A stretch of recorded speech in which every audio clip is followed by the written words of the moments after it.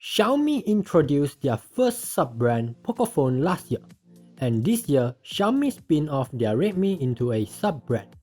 The reason for Xiaomi to spin off Redmi into sub-brand is to break the impression of cheap. Redmi will continue to offer extremely high-value smartphone, while Mi will concentrate in innovation. Mi 9 is the first flagship after the spin-off of Redmi that trying to break off the impression of cheap. But will it be successful? I'm Alex Ong from Mr. Tax, and you are now watching the review of Xiaomi Mi 9.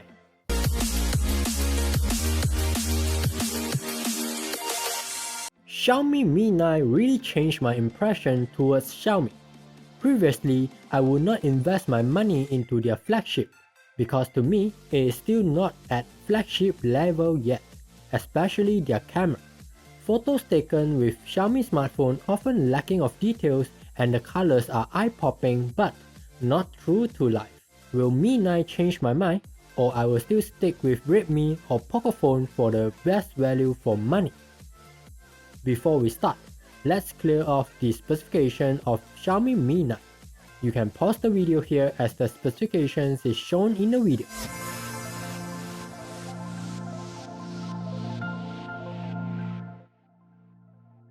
At the front, you will find the 6.39-inch 19.5 by 9 1080p Samsung AMOLED display with the support of HDR. Mi 9 uses Corning Gorilla Glass 6 and you will find the in-screen fingerprint sensor at the lower part of the display. After using Mi 9, it totally changed my mind towards the quality display Xiaomi could offer. The display is vibrant and the color reproduction is accurate. Watching movie on this display is such an enjoyable experience, especially with HDR video. Having an AMOLED display also have its benefits, such as having ambient display and also in-screen fingerprint sensor. Xiaomi given the option to the user to customize the ambient display and also schedule the time for it. I enjoy the in-screen fingerprint sensor so much that I hope LCD would have it too. Although I enjoy it very much, but it also has its disadvantages. The most obvious is the time needed to unlock. It needed longer time to unlock and sometimes it will take few tries to unlock.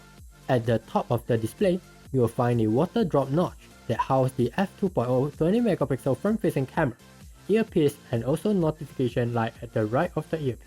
At the back, you will find a holographic color scheme glass back, triple camera and also dual flash. The holographic color scheme glass back will show you the rainbow hues under different lighting. Other than that, you will not find anything on the back, but coming from Pocophone F1, my finger will always look for the fingerprint sensor at the back. The triple camera protrudes so much that even after using the included rubber case, it's still sticking out. This means that the triple camera will always in contact with the surface first when you put down your Mi 9. Luckily, the triple camera is protected by sapphire glass. At the bottom, you will find the USB-C port and a single speaker at the right of the USB-C port. At the right, you will find the power and volume buttons.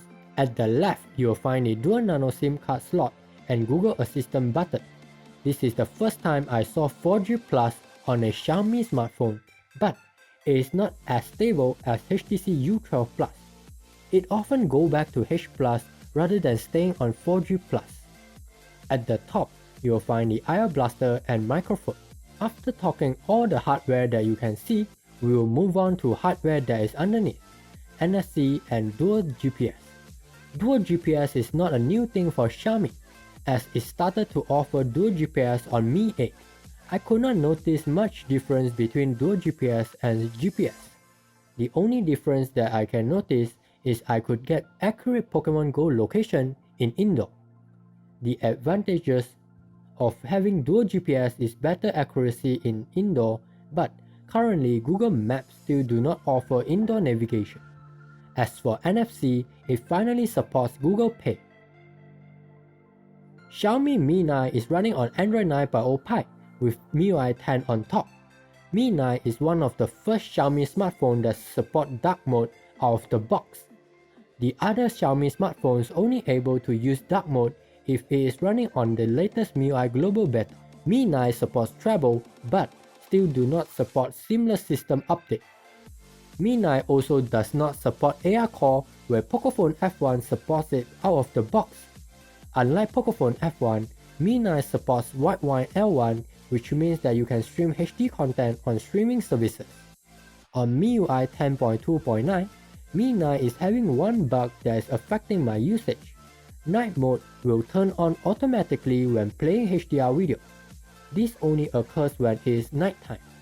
Mi 9 is powered by the Qualcomm Snapdragon 855, and the performance is top notch. Mi 9 also supports Game Turbo, but unlike Pocophone F1, the apps is nowhere to be found. Not sure will it be added later through software update or it already built in into the system. However, I noticed one weird thing is that when capturing 48 megapixel photo, most of the time the apps I used previously will be killed and it needed to be reloaded when I switch back.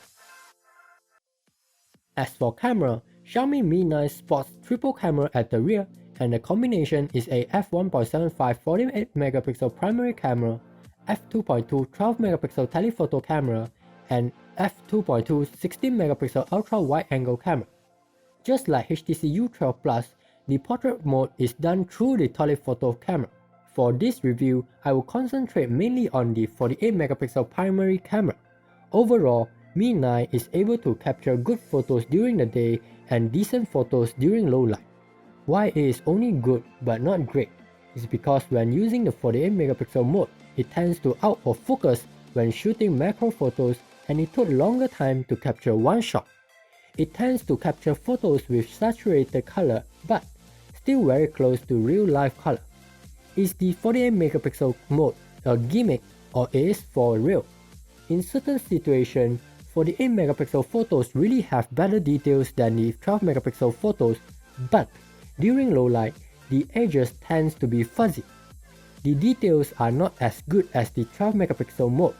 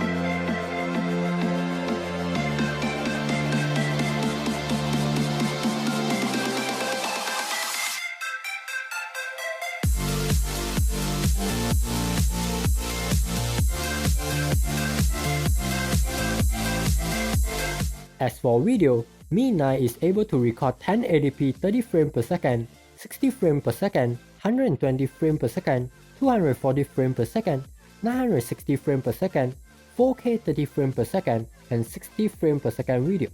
Mi 9 does not equip with optical image stabilizer, but Xiaomi did add electronic image stabilizer for 1080p 30 frames per second video recording. You can record very stable 1080p 30 frames per second video thanks to the added electronic image stabilizer. Hey guys, I'm now at the latest KL attraction, Huizai Hall. Trying to bring you guys to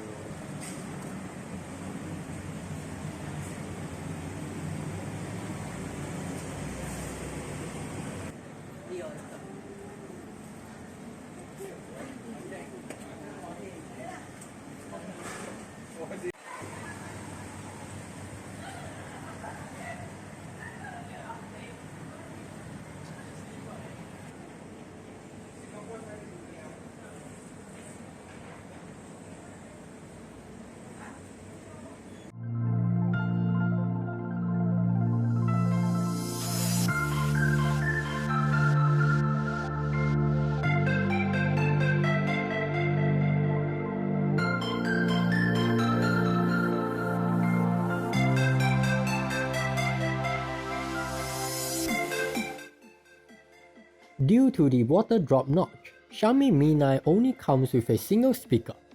The single speaker is very loud. I often need to reduce the volume to enjoy my content comfortably. The single speaker is loud, but lacking of details and clarity. I'm sending the driver out on foot.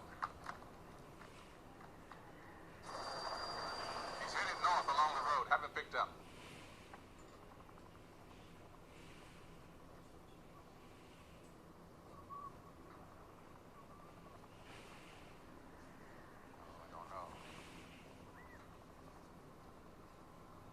Mi 9 does not come with a 3.5mm headphone jack, and it only comes with a USB-C to 3.5mm headphone jack converter in the box.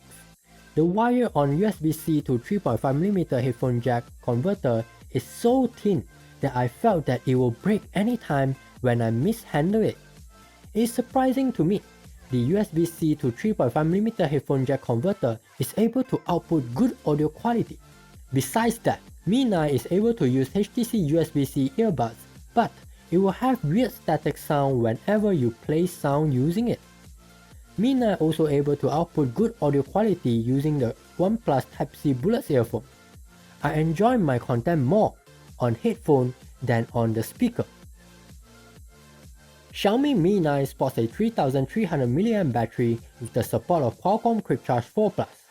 This is the smallest battery Xiaomi smartphone that I ever used. It can only provide me roughly 1 day of battery life. Mi 9 comes with a Quick Charge 3.0 charger in the box, and using the included charger, it requires roughly 1.5 hours to fully recharge. If you are using a Quick Charge 4 Plus charger or a 27W charger, you can fully recharge Mi 9 in less than an hour. You should really invest in a 30W USB power delivery charger to reduce the time you plug in. If you do not want to recharge through wire, you can also recharge through wireless charger.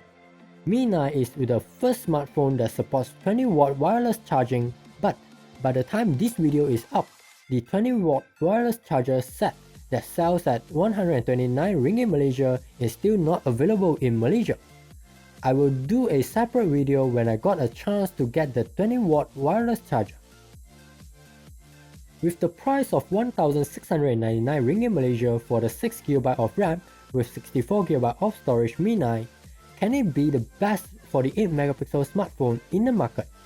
Of course it can.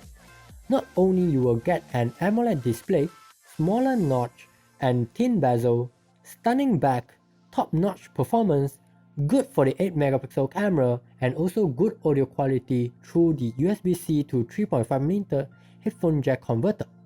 Mi 9 makes me excited for the upcoming Pocophone. That is all for this review. Thank you for watching.